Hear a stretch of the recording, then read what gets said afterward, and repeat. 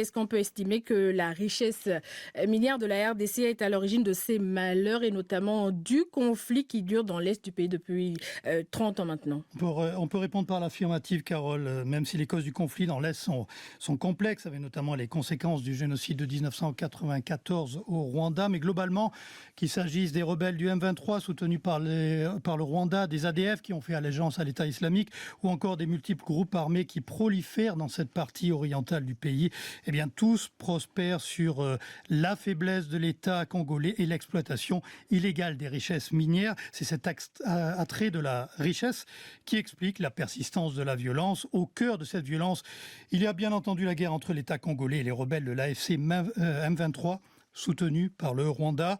Et au centre de cette guerre qui se déroule dans les provinces du Nord Kivu et du Sud Kivu, il y a le contrôle des mines de coltan. Celui-ci est un minerai essentiel à partir duquel est dérivé le tantal, un métal considéré comme un très bon conducteur.